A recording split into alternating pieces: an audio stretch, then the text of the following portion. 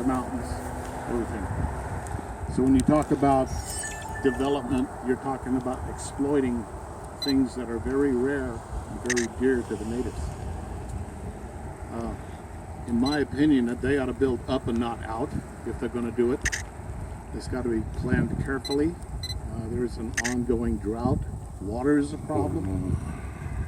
They are planning to frack in Nevada. Nevada is the Great Basin.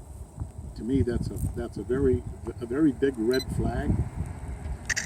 There are sacred lands out there that tribes hold very, very close and dear. And it's all the above for the tribes. The tribal perspective is usually not considered. So when you got the state trying to initially do a land grab for development, that really flies in the face of what natives really stand for. We know that development has to happen, but Nevada it's just more than beautiful to us. In a way, nature is sacred to us.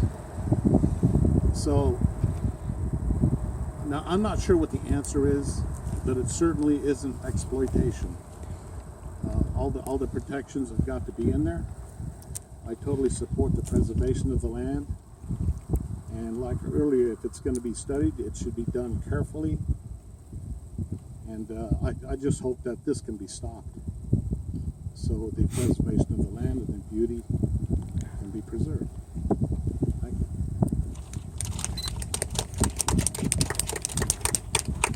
I don't know the next speaker's name. Thank you very much. My name is Juan Palma, and I'm the HECHO Chief Conservation Officer. HECHO stands for Hispanics Enjoying Camping, Hunting, and the Outdoors. That's what it's about.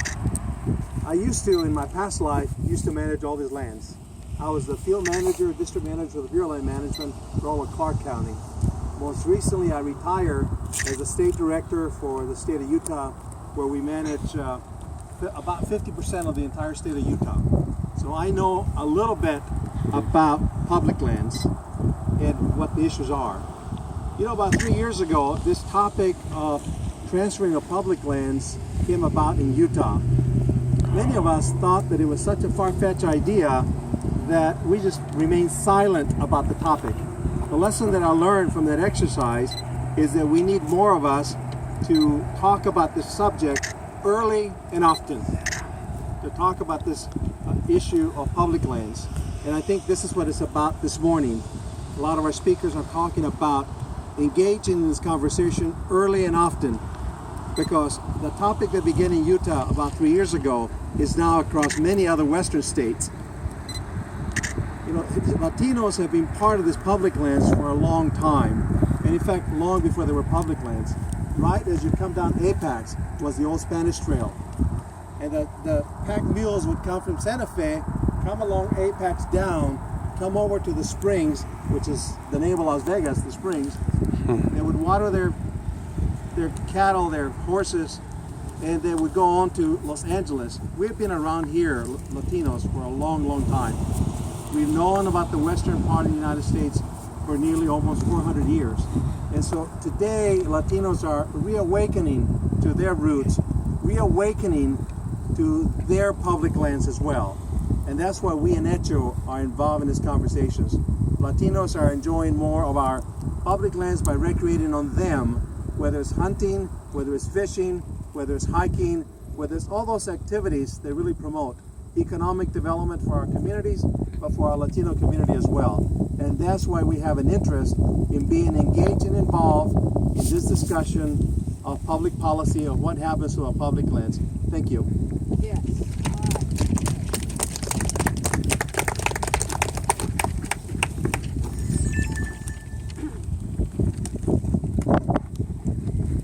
Well, good morning. I'm Lynn Davis with the National Parks Conservation Association.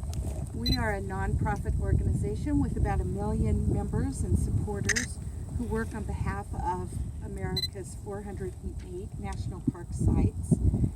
Are visited by, I might say, more than 300 million visitors. As Commissioner as the commissioner and councilwoman said, we're standing here in front of Tule Springs, Fossil Beds National Monument, the 405th national park site in the country. And we're standing here because it does exemplify what is right in the federal system, how the public can be engaged in managing public lands and can create multiple uses. Excuse me.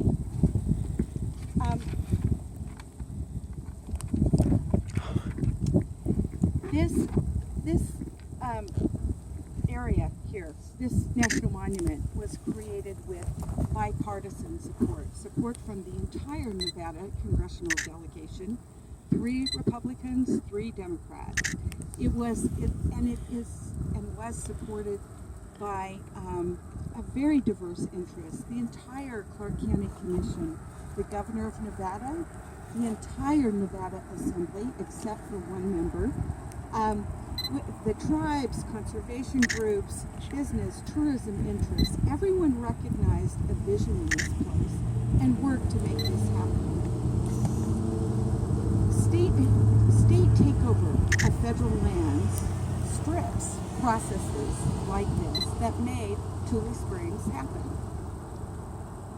Even with the fact that we know that this could be is the best known array of Ice Age fossils in North America and perhaps in the world, state takeover might have this place bulldozed or sold off. We have a system on our federal lands that is a very fair system. It's defined by the National Environmental Protection Act, NEPA, which requires public input. We shared the land through an open and public process. It is not rash, it takes time, it requires public input.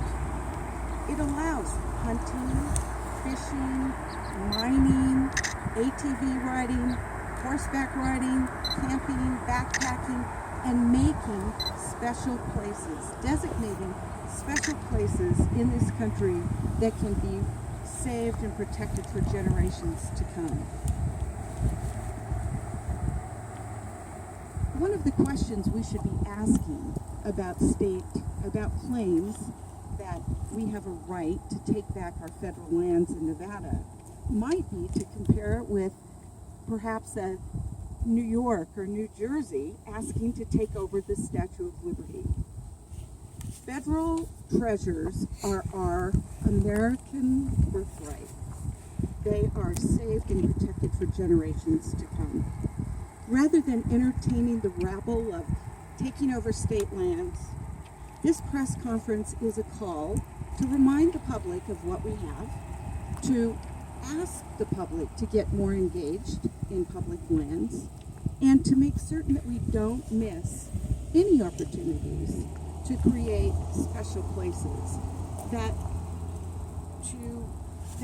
a place like Tule Springs, an opportunity, is not lost, but protected for future generations. Thank you.